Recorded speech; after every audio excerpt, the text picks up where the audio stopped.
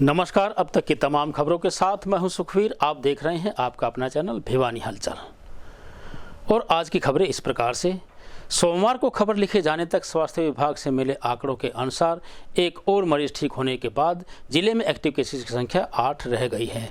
वहीं उन्होंने बताया कि जिले में वैक्सीनेशन और सैंपल लेने का कार्य तेज गति से चल रहा है। सोमवार दोपहर खबर लिखे जाने तक जहां कोई नया मामला कोरोना पॉजिटिव का सामने नहीं आया, वहीं एक कोरोना संक्रमित मरीज ठीक होकर घर गया। इन्हीं आंकड़ों के अनुसार जिले में जहां कुल 22,386 कोरोना पॉजिटिव हो चुके हैं, वहीं 21,728 ठीक भी हो चुके हैं और अब जिले में कोरोना पॉजिटिव की एक्टिव केसेस की संख्या 8 हो गई है। हरियाणा विद्यालय शिक्षा बोर्ड ने 10+2 नियमित परीक्षा का परिणाम घोषित किया। परिणाम 30, 10 और 60 के फार्मूले पर किया गया तैयार। यह कहना है बोर्ड अध्यक्ष डॉक्टर जगबीर सिंह, उपाध्यक्ष वीपी यादव का। वहीं पत्रकारों को संबोधित करते हुए बोर्ड अध्यक्ष, उपाध्यक्ष व सचिव राजीव प्रसाद ने संयुक्त रूप से कहा कि 10+2 की परीक्षा का परिणाम 100% रहा है और विद्यार्थी बोर्ड की वेबसाइट पर इसे देख सकते हैं। सोमवार को हरियाणा विद्यालय शिक्षा बोर्ड द्वारा सीनियर सेकेंडरी नियमित और कंपार्टमेंट परीक्षा मार्च 2021 का परिणाम घोषित किया गया। इस परीक्षा का परिणाम 100% रहा। किसी भी परीक्षार्थी को अनुत्तीर्ण और कंपार्टमेंट नहीं किया गया। परीक्षा परिणाम बोर्ड की आधिकारिक वेबसाइट पर देखा जा सकता है। परीक्षा परिणाम की घोषणा बोर्ड अध्यक्ष ने प्रेस कॉन्फ्रेंस में की। इस अवसर पर उन्होंने बताया कि ये परीक्षा अप्रैल माह में आयोजित कराई जानी थी, लेकिन कोविड-19 महामारी के चलते ये परीक्षा आयोजित नहीं कराई जा सकी और शिक्षा विभाग के निर्देशानुसार ये परीक्षाएं रद्द की गई थी। उन्होंने बताया कि सीनियर सेकेंडरी परीक्षार्थियों का परिणाम के लिए 30, 10, 60 अनुपात का फॉर्मूला निर्धारित किया गया है और कंपार्टमेंट परीक्षार्थियों का परिणाम परीक्षार्थी द्वारा प्राप्त अन्य उत्तीर्ण विषयों के अंकों का औसत निकालते हुए कंपार्टमेंट के अंक मानकर घोषित किया गया। उन्होंने बताया कि यदि कोई परीक्षार्थी घोषित हुए परीक्षा परिणाम से संतुष्ट नहीं है तो वो बोर्ड की आगामी परीक्षा में प्रविष्ट हो सकता है। 5 बजे से बोर्ड की वेबसाइट पर जाकर के अपना परीक्षा परिणाम देख सकते हैं। माननीय सुप्रीम कोर्ट के दिशा निर्देशन में और माननीय मुख्यमंत्री जी से जो बोर्ड ने फार्मूला दिया तो पास होने के बाद उसमें 10वीं के जो अंक विद्यार्थी के थे 30% गिने गए हैं, 11वीं के 10% और 12वीं के 60% जो आंतरिक मूल्यांकन और प्रैक्टिकल के अंक थे उनके आधार पर लगा करके ये परीक्षा परिणाम तैयार किया गया है। इस बार इस परीक्षा में 2,27,585 विद्यार्थियों ने ये परीक्षा देनी थी।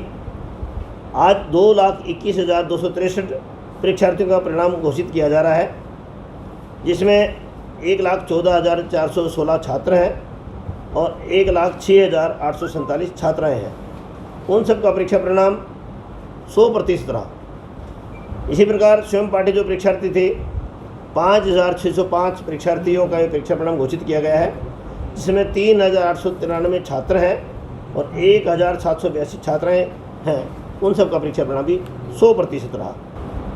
ऐसे कुछ परीक्षार्थी थे 4,814 जिनके स्कूलों ने 10वीं के हमने जो मार्क्स अपलोड कराए थे वो कुछ डिम आए या रीडेबल नहीं थे। ऐसे परीक्षार्थियों का भी परीक्षा परिणाम रोक लिया गया है। स्कूल से उनकी स्कैन कापी मांगते हुए दोबारा से उनका परीक्षा परिणाम बाद में घोषित किया जाएगा, क्योंकि स्कूलों ने भी विद्यार्थियों जो उनकी जो मार्कशीट मांगी होंगी वो स्कैन करके मांगी होंगी, लेकिन उस अपने मोबाइल से अपलोड की होंगी, वो ब्लैक एंड वाइट आई और आगे अपलोड की तो दोबारा फिर वो ब्लैक एंड होगी, तो रीडेबल नहीं थी। इस कारण से उनका परीक्षा परिणाम 4,814। भगवान शिव की पूजा को समर्पित सावन मास के पहले सोमवार को छोटी काशी के मंदिरों में पूजा अर्चना की गई। इस अवसर पर शिव भक्तों ने शिवालयों में पहुंचकर भगवान शिव को जलाभिषेक करते हुए दूध, दही, शहद, शक्कर इत्यादि पंचामृत का भोग लगाया। हिंदू और सनातन धर्म में सावन के महीने को सबसे ज्यादा पवित्र माना जाता है। सावन के महीने का अपना अलग ही महत्व है। सावन का महीना भगवान शिव को समर्पित है। पूरे महीने लोग भगवान शिव की पूजा अर्चना में लगे रहते हैं। सावन के महीने के सोमवार का और भी ज्यादा महत्व होता है। माना जाता है कि इस माह में शिव की पूजा अर्चना करने से सभी मनोकामनाएं पूरी हो जाती हैं। इस साल 25 जुलाई से सावन का महीना शुरू होगा और 22 अगस्त तक चलेगा। सावन का पहला सोमवार है। हम यहाँ पे जो भी मन्नत मांगते हैं वो पूरी होती है, इसीलिए हम बड़ी श्रद्धा से अपनी पूजा पाठ करने के लिए यहाँ जोगियालय मंदिर में कंटिन्यू आते हैं। तो मैं कह रहा हूँ कि इसमें विशेष करके सभी गेटों पर हाथ धोने के लिए साबुन वगैरह उसका प्रयोग किया जाए और सैनिटाइज भी किया जाएगा और हाथ उनसे हाथ धो और लाइन लगाने का भी व्यवस्था की गई है ताकि व्यवस्था में 2 गज की दूरी रहे। विशेष इन चीज़ों का ही ध्यान दिया जाए। महाराज जी, सावन का पहला सोमवार है, लोग के भगवान विशेष करके तो भगवान आदि अनादि भगवान शिव कण के अंदर वास करते हैं और सावन के महीने को मैं कहता हूँ कि इसमें भगवान शिव की तपस्या का बड़ा मूल वो है, क्योंकि सावन के अंदर माता पार्वती ने भी जो प्राण ग्रहण किया था सावन के महीने में अल्पहार होकर के निराहार होकर के सावन के महीने में ही तपस्या की थी, फिर भगवान शिव का प्राण ग्रहण किया।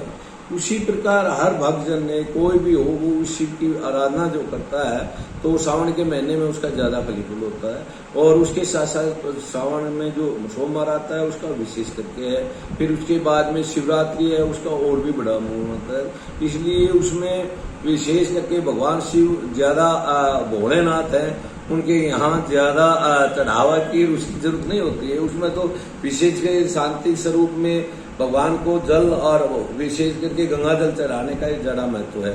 उसके साथ साथ बेल पत्थर और आख धतूरा और इन्हीं चीजों से भगवान खुश होता है। भगवान आदि देव को किसी चीज की इच्छा नहीं होती है, श्री मानसिक पूजा और उसके साथ साथ अंदर आत्मा से यदि भगवान को जिस भी प्रकार से आप आराधना करते हैं वो भगवान शिव को उसी में प्रसन्न हो जाए। श्रावण मास के सोमवार के दिन भोले भंडारी की पूजा करने का विशेष महत्व है, क्योंकि इस दिन साधना करने वाले साधक पर भगवान शिव की विशेष कृपा बरसती है। आज भी सावन के पहले सोमवार को छोटी काशी के लोगों ने भक्ति पूर्वक भगवान शिव की पूजा अर्चना की और मनोकामना पूर्ति की प्रार्थना की। सब मंदिरों में भीड़ ही भीड़ लग रही है, हर मंदिर में भीड़ लग रही है। भगवान का बेल पत्ते चढ़न लग रहे हैं, दूध चढ़न लग रहा है, बाबूजी शहद मक्खन भगवान की दया से सब प्रभु का आशीर्वाद है। हम तो जो मन में हुआ अपने आप ही देते हैं भगवान को। आज पहला सोमवार है और हमने भगवान शिव की पूजा की है, उनको गंगा जल चढ़ाया है और प्रार्थना की है कि पूरे जगत में सुख शांति बनाए रखे और सबको खुश रखे। सावन का पहला सोमवार है, महाशिवरात्रि बड़ी धूमधाम से मनाई जा रही है और हम यही प्रार्थना करेंगे कि कोविड-19 का जो भी महामारी चल रही है इसके थोड़ा सा राहत मिले, भगवान सबको स्वस्थ रखे, ठीक रहे। सावन मास का पहला सोमवार है, भक्तों ने अपने अपने तरीके से बाबा को अर्घ्य दिया है, जल चढ़ाया है। तो मैं मानता हूँ कि जहाँ तक ज़रूरत है तो अपने आप को ये ना समझें कोरोना बीमारी चली गई है। कोरोना की तीसरी जो लहर एक संभावित लहर है जो आने को है, तो हम सब ने प्रयास करने होंगे इस प्रकार के जो भी आयोजन हो, जहाँ ज़्यादा भीड़ हो तो अपने आप को बचाएं और सोशल डिस्टेंस का प्रयोग रखें। मास्क को हटाना लोगों ने लगभग हटा दिए हैं, तो मास्क को साथ में जरूर रखें। सावधानी बरतेंगे तो तीसरी लहर से आप बच सकते हैं। और बिल्कुल हम अपना फ़र्ज़ कर रहे हैं, लोगों ने भी अपना फ़र्ज़ करना चाहिए, क्योंकि सबकी अपनी अपनी जिम्मेवारी है कि इस प्रकार की बीमारी से जब पिछले दिनों बहुत सारी जान माल की हानि हुई है। बिल्कुल यही है कि सब मास्क का प्रयोग करें, सैनिटाइजर का प्रयोग करें, दूरी बनाए रखें। सोमवार को कारगिल विजय दिवस के अवसर पर स्थानीय वेस्ट महाविद्यालय में एनसीसी यूनिट भिवानी की ओर से ब्लड डोनेशन कैंप, वृक्षारोपण, शौर्य सम्मान समारोह का आयोजन किया गया। इस अवसर पर संस्था के पदाधिकारी व एनसीसी अधिकारियों द्वारा 8 वार विडोज को सम्मानित किया गया। वहीं एनसीसी के कैडेट्स द्वारा वीर शहीदों को श्रद्धांजलि प्रदान करते हुए भव्य परेड का आयोजन भी किया गया।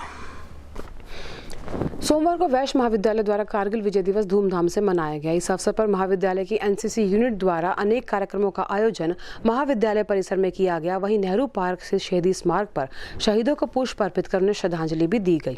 कार्यक्रमों की श्रृंखला में जहां कारगिल में शहीद जवानों की वीरांगनाओं से पौधारोपण कराया गया, वहीं शौर्य सम्मान समारोह में 8 युद्ध वीरांगनाओं को सम्मान पत्र, शॉल और फूल मालाओं से सम्मानित भी किया गया। वहीं इस दौरान वैश्य महाविद्यालय ट्रस्ट के सेक्रेटरी सुरेश गुप्ता और प्रोफेसर पूनम वर्मा द्वारा भी इन्हें नगद राशि देकर सम्मानित किया गया। कार्यक्रमों की कड़ी को आगे बढ़ाते हुए इस दौरान रक्तदान शिविर भी आयोजित किया गया, जिसमें 33 यूनिट रक्त एकत्रित किया गया। इस दौरान भव्य परेड और एनसीसी कैडेट्स द्वारा बनाई गई रंगोली जहां मुख्य आकर्षण का केंद्र रही, वहीं ये देशभक्ति की भावना से भी भरी नजर आई। अधिक जानकारी देते हुए कैप्टन अनिल तंवर ने बताया कि कार्यक्रम में वैश्य महाविद्यालय ट्रस्ट के प्रधान शिवरतन गुप्ता, महाराजा नीमपाल राजकीय महाविद्यालय के प्राचार्य दिनेश गाबा व कमान अधिकारी कर्नल रजनीश मेहता ने बतौर मुख्य अतिथि शिरकत की और एनसीसी कैडेट्स द्वारा आयोजित इस कार्यक्रम की सराहना भी की।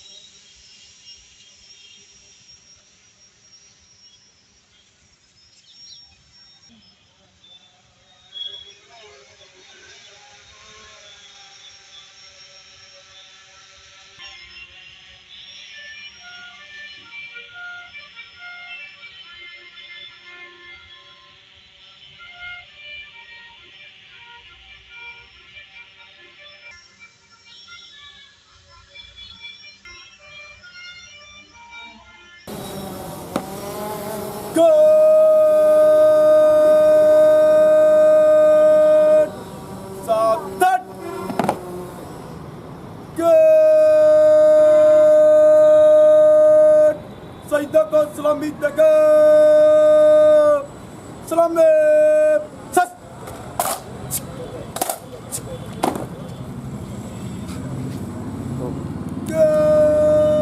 पूनम कौन है पूनम देशभक्ति का कोई गाना लगा होगा आप लोग अभी मत लो ना प्रैक्टिस कर रहे इसको मत लीजिए। हेलो जी मैं वीरमती हूँ जी। मेरा धनी का सुरेश कुमार है जी। मेरा कारगिल की लड़ाई में शहीद हो गया था जी। जी बहुत बहुत बधाई जो जी। बस बच्चा खातर देश खातर आज़ाद हो गया। तो क्या उसके बाद कितनी मदद मिली आपको? मदद मैंने सरकार की सारी मिली जी, सारी मिली जी। बहुत बहुत सबके मिले हो जी मन सरकार पे। तो अब आपके बच्चे कितने? वो क्या बच्चा एक लड़का और एक लड़की, दो हैं जी। क्या काम कर रहे हो? लड़का तो नेवी में गया जी और लड़की फौज ने सरकारी मेडिकल की तरफ से डॉक्टर की लाइन दे दी। खतर पैदा हुआ हाँ और देश खतरे मरना चाहिए। मैं इतने को सोई सब माँ तो दुनिया का बेटा हूँ, देश खतर मरे। सुबेदार ओमपाल सिंह मधमादी गाँव का रहने वाला हूँ। मेरा बेटा 16 घंटे के अंदर सेना में सेवा निवृत्त था और उसके बाद में उसने कारगिल में अपने प्राणों की आहुति दी। देश की रक्षा के लिए उसने अपना अच्छा मनोबल किया, काम बढ़िया किया, जो कि आर्थिक सैलिंग के अंदर उसकी आर्थिक सैलिंग के अंदर उसका शहीद हो गया। मेरे को उस पर फख्र है। तो मैं अपने दूसरे छोटे बच्चा और उनको भी इसी फौज में लगवाना चाहता था कि जो कि देश की सेवा कर सके। संजय की मम्मी और मेरा बेटा सेना में भर्ती हुआ और कारगिल की लड़ाई में दराज में शहीद हो गया। मेरे को एक बार तो दुख हुआ, बाद में मेरे को बहुत फख्र हुआ कि मेरे पोते बेटे और सभी को मैं सेना में भर्ती कराऊंगी। और यही मेरी सोच है, यही मेरे को गर्व है कि ऐसा बेटा मेरी कोख से फिर जन्म ले और मैं उसको फिर सेना में भर्ती कराऊं और मेरा नाम रोशन करे और भारत माँ की गोद में सोए। मेरे को इस चीज़ का बहुत गर्व है। तो आपको कभी डर नहीं लगा आपके पति को? कभी भी डर नहीं लगा, कभी नहीं डर लगा। नहीं मेरा बेटा डरा, नहीं मेरा पति डरा, कोई भी नहीं डरा। हमको इस चीज़ से खूब गर्व है। ऐसे ही सेना में भर्ती कराते रहेंगे, ऐसे ही सपूतों को हम जन्म देते रहेंगे। शिक्षित हैं वो केवल अपने सैनिकों की बदौलत है। और जो हमारे शहीद कारगिल में हुए उनको जो सम्मान दिया जा रहा है, मैं कह रहा हूँ कि वो उनका सम्मान नहीं है, वो सब सिविलियंस का सम्मान है। और मिलिट्री ने विशेषकर आज हमारे जो महाविद्यालय वैश्य महाविद्यालय की एनसीसी टीम को इसमें शामिल किया गया है। तो मैं कहूँगा कि इनको जितना हो सके उतना सम्मान दिया जाए, जितनी सहायता उसकी उतनी सहायता पहुँच गई है, कुछ पहुँचने वाली है। और इसके लिए मैं श्री नीलेश झा जो कर्नल एनसीसी के इंचार्ज हैं और रजनीश मेहता जी जो सीओ हैं, उन्होंने जो ये कार्यक्रम आयोजित किया और विशेषकर मुझे बुला के जो सम्मान दिया है, मैं समझता हूँ कि ये बहुत बड़ा सम्मान मेरे लिए है। और ये सारा सम्मान समर्पित आज की इन वीरांगनाओं को है। पाकिस्तान ने जो कायराना जो हरकत की थी कारगिल की चोटियों पर कब्जा जमाने के बाद, उससे जो है 22 साल पहले ये हमारे सैनिकों की बदौलत हम चोटियों को वापसी ले पाए थे। और ऐसा पहली बार हुआ था भारत के इतिहास में कि हम युद्ध के मैदान में भी जीते थे और टेबल पर भी जीते थे। और उन सैनिकों को शहीद सैनिकों को याद करने के लिए आज का एक दिवस मनाया जा रहा है। मैं उनको श्रद्धांजलि अर्पित करता हूँ, नमन करता हूँ। आज 20 जुलाई का दिन बहुत महत्वपूर्ण है। इसे विजय दिवस के रूप में हम लोग मना रहे हैं वेस्ट कॉलेज एनसीसी डिपार्टमेंट। और हमारे 5 वीरांगनाएँ आज यहाँ आई है, उनका हम सम्मान कर रहे हैं।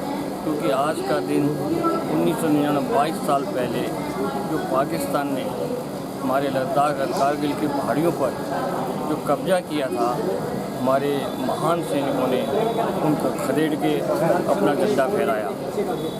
ये बड़े गर्व की बात है भारतीय सैनिकों की। वे सदा ही अपने देश की रक्षा के लिए अग्रणी रहते हैं। सोमवार को तोशाम रोड स्थित टीआईटी वरिष्ठ माध्यमिक विद्यालय के खेल मैदान में अंतर्राष्ट्रीय संस्था हमारा परिवार की भिवानी इकाई द्वारा पौधारोपण कार्यक्रम का आयोजन किया गया। कार्यक्रम का शुभारंभ विद्यालय प्राचार्य डॉक्टर डीपी कौशिक, हरियाणा प्रांत सह प्रमुख डॉक्टर महेंद्र पंवार व इकाई प्रमुख डॉक्टर मनोज शर्मा ने संयुक्त रूप से बतौर मुख्य अतिथि किया। वहीं उन्होंने इस अवसर पर पौधे लगाकर उन्हें संरक्षित रखने का प्रण भी लिया। तोशाम रोड से शहर के जाने माने स्कूल टीआईटी वरिष्ठ माध्यमिक विद्यालय के खेल मैदान में अंतर्राष्ट्रीय संस्था की भिवानी इकाई हमारा परिवार द्वारा पौधारोपण कार्यक्रम आयोजन किया गया। कार्यक्रम का शुभारंभ विद्यालय प्राचार्य डॉक्टर डीपी कौशिक, हमारा परिवार संस्था के हरियाणा प्रांत सह प्रमुख डॉक्टर महेंद्र पंवार, प्राचार्य अनिल गौड़ और भिवानी इकाई प्रमुख डॉक्टर मनोज शर्मा ने बतौर मुख्य अतिथि संयुक्त रूप से किया। इस अवसर पर संस्था की अनेक सदस्यों ने पहुंचकर पर्यावरण को संरक्षित रखने में अपना योगदान दिया। इस अवसर पर प्रांत सह प्रमुख ने बताया कि वन महोत्सव के दूसरे चरण में विद्यालय प्रांगण में करीबन 51 पौधे लगाए गए। उन्होंने कहा कि कार्यकर्ताओं द्वारा जितने पौधे लगाए जाएंगे उन्हें जिंदा भी रखा जाएगा। वहीं संस्था के कार्यकर्ता ब्रिजमोहन कौशिक ने आश्वासन दिया कि वे रोज विद्यालय प्रांगण में आकर पौधों को पानी देंगे। वहीं इस अवसर पर अनेक कार्यकर्ताओं ने अपने अपने नाम से पौधा लगाकर उसे सुरक्षित करने का वचन लिया। कार्यक्रम में वर्धमान ज्वेलर के संचालक सचिन जैन, लांबा ज्वेलर्स के संचालक सुधीर लांबा, सुखबीर सिंह सहित लक्ष्मण गौड़ ने पौधारोपण करके पर्यावरण संरक्षण का संदेश दिया। हमारा परिवार हर वर्ष जुलाई माह में पौधारोपण का कार्य करता है। इसी कड़ी में आज जुलाई माह में हमने टीआईटी सीनियर सेकेंडरी स्कूल के अंदर इसके प्रांगण में 31 पेड़ आज लगाए हैं। हमारा परिवार के सभी साथी, सभी कार्यकर्ता बंधु यहाँ उपस्थित हैं जिन्होंने अपने कर कमलों से इन पौधों को लगाया है और सभी ने यह संकल्प भी दोहराया है कि हम इन पौधों की देखभाल करेंगे, इनका संरक्षण करेंगे, किसी भी सूरत में इन पौधों को मरने नहीं दिया जाएगा। इकाई भिवानी शाखा द्वारा आज का जो वृहद ट्री प्लांटेशन कार्यक्रम किया गया है, ये अपने आप में एक प्रेरणा का स्रोत है हम सब के लिए। और मुझे ऐसा प्रतीत हो रहा है कि सभी पौधे 100% जीवित रहेंगे। ये शुक्र की बात है और ये पूरे देश के लिए एक अलग सा रास्ता नज़र इससे निकलेगा कि हमें पौधे लगाने का शौक नहीं, उसको बचाने का शौक है। सोमवार को बीटीएम चौक स्थित सभी दुकानदारों ने वैश्य महाविद्यालय से रेस्ट हाउस तक सड़क पर बने गड्ढों को ठीक करवाने के लिए जिला प्रशासन से मांग की है। दुकानदारों का कहना है कि सड़क टूटने के कारण रोजाना दुर्घटनाएं होती रहती है, साथ ही पूरी सड़क पर धूल का अंबार लगा रहता है। बीटीएम चौक के सभी दुकानदारों ने रेस्ट हाउस से वैश्य महाविद्यालय की तरफ जाने वाली सड़क पर बने गड्ढों को भरने और बाहरी वाहन से उड़ने वाली धूल से निजात दिलवाने के जिला प्रशासन से मांग की। इस दौरान दुकानदार ने बताया कि 19 जनवरी को नगर पालिका भिवानी द्वारा अमृत योजना के तहत बरसाती पानी की लाइन डाली गई थी। उसके बाद लोक निर्माण विभाग द्वारा सड़क का निर्माण किया जाना था। ये कार्य मई में पूरा हो गया था, लेकिन विभाग ने ना तो अभी तक सड़क का एक लेवल किया और ना ही गड्ढों को भरा गया, जिसकी वजह से यहाँ आए दिन दुर्घटना होती है। वहीं हर रोज एक सीवर का ढक्कन टूटता रहता है, लेकिन जिला प्रशासन के कानों पर कोई जूं तक नहीं रेंगती। अगर जिला प्रशासन ने सड़क के गड्ढे जल्दी नहीं भरे तो सभी दुकानदार अपनी दुकानें बंद करके सड़क को जाम करेंगे, जिसकी जिम्मेदारी जिला प्रशासन की होगी। इस अवसर पर दुकानदार अनिल ने बताया कि सारा दिन इस सड़क पर भारी वाहन आते जाते हैं, जिसकी वजह से सारा दिन धूल उड़ती है। जिला प्रशासन से उन्होंने प्रार्थना की कि कम से कम सुबह व शाम यहाँ को पानी तो डलवाएं ताकि धूल ना उड़े और लोग बीमारियों से बच जाएं। 19 जनवरी को ये न सड़क तोड़ी गई थी और आज 19 जुलाई जा चुकी है सर, 6 महीने हो चुके हैं, अभी तक कोई सड़क बनाने का कोई कार्य नहीं चला। और यहाँ पर रेत फेंके हैं, पशु है रोज गोबर कर जाते हैं, रेत इतना उड़ता है, भारी व्हीकल यहाँ से चलते हैं, हम परेशान हैं सर। या तो ना सड़क बनाई जाए, नहीं तो हम सड़क जाम करेंगे सर। बहुत रेत थी, हम प्रशासन सारा इसके ऊपर कोई कार्रवाई नहीं कर रहा, ना पानी छिड़क रहा, रोज रेत का सामना करना पड़ता है। और यहाँ पशु आवारा पशु घूमते हैं, गोबर कर जाते हैं, सारा हम तंग हो जाते हैं सर। ये रोड बहुत ख़राब हो रहा है जी, मिट्टी बहुत ज़्यादा हो रही है, बड़े बड़े ट्रैफिक चलते हैं यहाँ से, ट्रक वगैरह, सारा लोग यहाँ से दुकानदार सब परेशान हो, इसलिए इसको थोड़ा जल्दी से बनाया जाए, नहीं तो फिर रोड जाम करने की चेतावनी दे रहे हैं। भाई साहब ये रोड जनवरी में खुदा था, उसके बाद से ना तो यहाँ कोई आ रहा है, रोड सारा डैमेज हो चुका है क्योंकि हैवी व्हीकल चलते हैं। हमारी प्रशासन से गुहार है कि इस रोड को ठीक करवाया जाए, ये जो रेत इधर उधर पड़ा है इसको ठीक करवा के एक जगह इकट्ठा करवा के या तो पानी का छिड़काव कराएं ताकि ये अव्यवस्था का जो माहौल है इसको ठीक हो जाए। सोमवार को नगर के सांस्कृतिक सदन golden book of world record में अपना नाम दर्ज करवाने के लिए शक्ति प्रदर्शन कार्यक्रम का आयोजन किया गया। इस अवसर पर स्टीलमैन पहलवान विजेंद्र सिंह ने बतौर मुख्य अतिथि पहुंचे डीएसपी वीरेंद्र सिंह की उपस्थिति में अनेक भारी भरकम हथौड़ों की मार सही।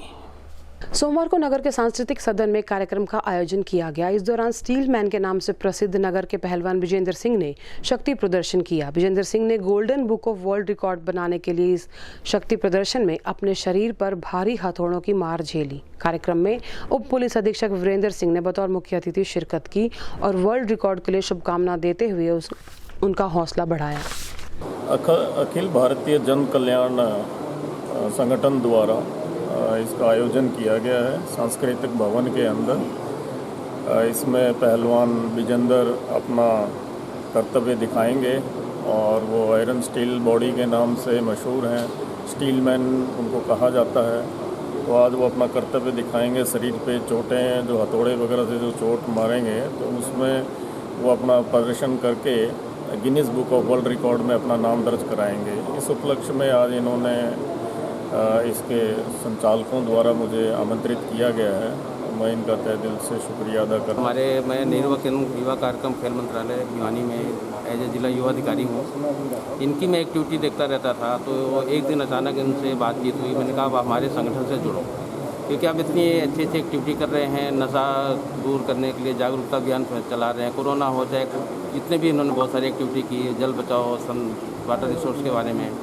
तो मैंने कहा कि आप एक संगठन बनाइए। तो इन्होंने हमारी सलाह पे एक अखिल भारतीय युवा जन कल्याण संगठन बनाया, जिसके तत्वाधान में इन्होंने ये सारी एक्टिविटी कर रहे हैं। और मुझे बड़ी खुशी है कि नेहरू केंद्र भिवानी के साथ ऐसे पहलवान जुड़े हुए हैं, जिससे लोगों को आज के युवा पीढ़ी को प्रेरणा मिले, शिक्षा मिले। देखिए, कार्यक्रम के विषय में मेरे को बहुत टाइम से एक चाव था कि अपने भारत देश के लिए कुछ ना कुछ नया इतिहास रचूं, और आज आप सबके आशीर्वाद से, दुआओं से इस कार्य को मैं संपन्न करूंगा। और यहाँ पर डीएसपी वीरेंद्र जी पहुँचे हैं अपना समय निकालकर, मैं उनका बहुत बहुत धन्यवाद, बहुत बहुत आभार प्रकट करता हूँ। नेहरू युवा केंद्र खेल मंत्रालय भारत सरकार से यूथ ऑफिसर रमेश कुमार सोनी जी पहुँचे हैं, उनका भी मैं बहुत बहुत धन्यवाद करता हूँ। और सुखानंद फाउंडेशन की पूरी टीम और डॉक्टर मदन मानव की देखरेख में जो ये कार्यक्रम चल रहा है, उनका भी मैं बहुत बहुत धन्यवाद करता हूँ। नशा मुक्त हो भारत अपना, अभी मेरा जो अभियान चल रहा है, मेरे को डीएसपी वीरेंद्र जी ने हुड्डा पार्क से झंडी दिखाई थी। इसमें मेरा पूरे भारत देश में 100 शक्ति प्रदर्शन करने का लक्ष्य है। अभी मेरा आज 8वां शक्ति प्रदर्शन चल रहा है, जो कि कोविड की वजह से ये कार्यक्रम बीच में रुक गया था। और आज भी जो कार्यक्रम है, सरकार और प्रशासन के जो भी नियम है, जो भी एडवाइस गाइडलाइंस जारी होती है, उनका सबका पालन करेंगे। उसी विशेष का ध्यान रखते हुए कार्यक्रम में सोमवार को दादरी गेट स्थित हनुमान गेट व हनुमान डाणी के क्षेत्रवासी दूषित पेयजल आपूर्ति की समस्या को लेकर उपायुक्त से मिलने लघु सचिवालय पहुंचे। इस अवसर पर कॉलोनी प्रधान जय भगवान के नेतृत्व में उन्होंने उपायुक्त जयवीर सिंह आर्य को पेयजल समस्या को दूर करने के लिए एक ज्ञापन भी सौंपा। नगर के Kot road, Dadri gate, Hanuman Dhani, Hanuman gate क्षेत्रवासी आज पीने के पानी की समस्या लेकर लघु सचिवालय पहुंचे। उन्होंने जिला उपायुक्त को सप्लाई में गंदा पानी की शिकायत की। वहीं उन्होंने बताया कि पिछले काफी दिनों से पीने के पानी के साथ सीवरेज का पानी मिलकर आ रहा है, जो कि ना तो पीने लायक है और ना ही यूज करने के लायक। और ऊपर से गर्मी का मौसम, ऐसे में अगर पानी की कमी हो तो बहुत बड़ी बात हो जाती है। कई बार जन स्वास्थ्य विभाग के अधिकारियों को इस बारे में लिखित शिकायत दी गई, लेकिन कोई भी समस्या का समाधान नहीं हुआ। उन्होंने कहा कि अगले सोमवार तक अगर गंदे पानी की सप्लाई बंद नहीं हुए तो पूरे शहर को जाम करेंगे, जिसकी जिम्मेदारी जिला प्रशासन की होगी। भगवान दास मेरा नाम है जी, और दादरी गेट पे अपना मकान है। ये पानी की समस्या 6 महीने से पानी की समस्या चल रही सर, और पानी इतना गंदा आने लग रहा है। काला पानी आवा है, फिर उसके बाद चिकना पानी आता है। और हमने सभी अधिकारियों को, एक्शन को, जेई को, सभी को मौका दिखा दिया। उसके बाद मौका देखने के बाद भी उन लोगों ने, अधिकारियों ने क्या किया, मौका देखने के बाद 1-2 दिन तो वो आए, उसके बाद कभी भी नहीं आए वो। तो ये हनुमान गेट, दादरी गेट, जहाँ स्लम एरिया जो गरीब बस्ती हैं, वहाँ ये ज़्यादा दिक्कत हो रही है। और गरीब आदमी के पास ना तो पानी पहुँचता पीने के लिए, कोई भाई टैंकर भेज दे, भाई कोई और सुविधा कर दे, मतलब कोई चीज़ की भी सुनाई नहीं हो रही। आज हम डी साहब को हनुमान गेट, दादरी गेट, सारे 36 बिरादरी के लोग यहाँ पहुँचे हैं। हम डी साहब से मिलेंगे और सीएम विंडो में भी डालेंगे। और उसके बाद हमारी ना को कार्रवाई हुई उसके बाद ना को कार्रवाई हुई तो हम संडे को 36 बिरादरी के संगठन जितने भी हैं उन सभी को लेकर और संडे को मीटिंग बुला के और सोमवार ने हम पूरे शहर में अपना हंगे से जोर से लगा के 36 बिरादरी के साथ और अपना प्रदर्शन करेंगे है। और सीवर की समस्या भी है, पानी की समस्या तो बहुत ज़्यादा विकट है। और आज हम जो है डी साहब से मिलने आए हैं और यदि डी साहब हमारी समस्या को हल नहीं करते हैं तो हम सीएम विंडो और माननीय एक्शन साहब को भी के पास भी जाएंगे और अगले सोमवार को जो हम अपना प्रदर्शन निकालेंगे। टोक्यो में चल रहे ओलंपिक खेलों में हरियाणा के खिलाड़ी पदक जीतकर लहराएंगे तिरंगा झंडा। यह कहना है हरियाणा के कृषि एवं पशुपालन मंत्री जेपी दलाल का। वहीं उन्होंने इन खेलों में भाग लेने वाले प्रदेश के खिलाड़ियों को अपनी शुभकामनाएं देते हुए उनका हौसला बढ़ाया। टोक्यो में होने वाले ओलंपिक गेम में हरियाणा के कृषि मंत्री ने भिवानी के खिलाड़ियों से पदक लाने की उम्मीद जताई। उन्होंने कहा कि भिवानी को मिनी क्यूबा कहा जाता है और यहाँ ऐसे बहुत से खिलाड़ी हैं जिन्होंने गोल्ड मेडल और सिल्वर मेडल लेकर जिले का नाम रोशन किया है। उन्होंने कहा कि अब की बार भी टोक्यो में होने वाले ओलंपिक खेलों में ज़्यादा से ज़्यादा पदक खिलाड़ी भिवानी में जो लेकर आएगा उसका स्वागत समारोह किया जाएगा और सभी देशवासियों को उस खिलाड़ी पर नाज होगा। वहीं उन्होंने भाजपा की खेल नीति को भी सरकारों से बेहतर बताया। हरियाणा को भी नहीं बल्कि पूरे देश को उम्मीद है और निश्चित तौर पर भिवानी का डंका टोक्यो ओलंपिक में बजेगा और हम उस घड़ी की इंतजार कर रहे हैं जब ये खबर मिले कि भिवानी की किसी बेटी ने, भिवानी की किसी बच्चे ने जो मेडल टैली में अपना नाम लिखवाया है और उन बच्चों का हम यहाँ खूब स्वागत भी करेंगे। और भिवानी का नाम जो है बॉक्सिंग में, रेसलिंग में और चीज़ों में भी हमारे बच्चों ने खूब किया है और मुझे उनके प्रदर्शन की अपेक्षाएं पूरी हैं कि वो अच्छी प्रदर्शन करके अच्छी रैंकिंग में अच्छे मेडल लेके आए। सोमवार को राजस्थान निवासी व अनाज मंडी में काम करने वाले युवक की तेज बुखार के कारण खराब हालत हो गई, जिसे तुरंत सामान्य अस्पताल में पहुंचाया गया, जहां पर चिकित्सकों ने उपचार के दौरान युवक को मृत घोषित कर दिया। लेकिन परिजनों को मृतक का शव नहीं मिलने के कारण काफी परेशानी का सामना करना पड़ा। प्राप्त जानकारी के अनुसार राजस्थान से कोटपुतली के पास के गांव का व्यक्ति भिवानी अनाज मंडी में काम करता था, जिसे बुखार हो जाने की वजह से सिविल हॉस्पिटल में एडमिट कराया गया और कल शाम को डॉक्टर्स ने उसे मृत घोषित कर दिया। उसके परिजन कल शाम से हॉस्पिटल में उसके पोस्टमार्टम का इंतजार कर रहे हैं, लेकिन डॉक्टर ने आज दोपहर 3 बजे तक कोई ध्यान नहीं दिया था। घर वालों ने बताया कि वे 250 किलोमीटर दूर से अपने लड़के मुकेश की डेड बॉडी लेने आए हैं और पुलिस ने आज सुबह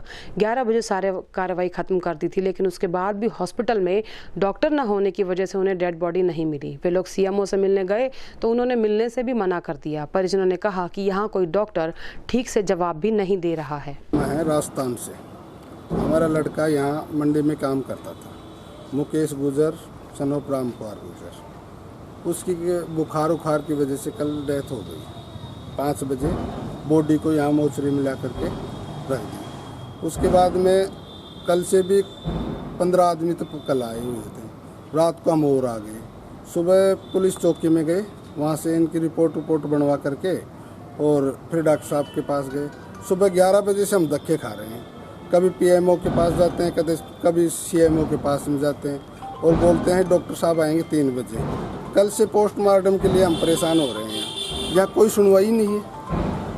भिवानी के रोहतक रोड पर स्थित महाकालेश्वर धाम मंदिर में गुरु पूर्णिमा महोत्सव धूमधाम से मनाया गया। इस अवसर पर हरियाणा के कृषि एवं पशुपालन मंत्री जेपी दलाल ने शिरकत करते हुए हवन यज्ञ में आहुति डाली। वहीं इस अवसर पर मंदिर महंत व संचालकों द्वारा प्रसाद वितरित भी किया गया। महाकालेश्वर धाम में गुरु पूर्णिमा महोत्सव मनाया जा रहा है और हर साल बहुत अच्छी तरीके से गुरु और शिष्य की परंपरा को ध्यान में रखते हुए गुरु पूर्णिमा महोत्सव मनाया जाता है। यूँ तो आदिकाल से ही भारत भूमि पर ऋषि मुनियों और साधु संतों का वर्चस्व रहा है और देवीय पद्धति से उनकी पूजा अर्चना भी होती रहती है, पर जिस प्रकार से प्रत्येक कार्य का कोई न कोई महत्वपूर्ण दिन निर्धारित हुआ है हमारी भारतीय संस्कृति में, उसी प्रकार गुरु पूजन की परंपरा को भी एक महत्वपूर्ण स्थान दिया गया है। आज श्री महाकालेश्वर धाम मंदिर में गुरु पूर्णिमा का आयोजन किया गया। इस अवसर पर कृषि मंत्री श्री जेपी दलाल जी विशेष रूप से मौजूद रहे। उन्होंने दीप प्रज्वलित करके प्रोग्राम का शुरुआत की। इसी अवसर पर श्री शंकर दुपड़ जी जिला अध्यक्ष भाजपा मौजूद रहे। उनकी अध्यक्षता में इस प्रोग्राम को आगे बढ़ाया गया। इसके साथ साथ हवन यज्ञ और भंडारे का भी आयोजन किया गया। कोरोना महामारी को देखते हुए गुरुजी महाराज ने इस हवन यज्ञ में आहुति दी, जिससे इस संसार के लोगों को इस महामारी से छुटकारा मिल सके। अब मुझे दीजिए इजाज़त। देखते रहिए आपका अपना चैनल भिवानी हलचल।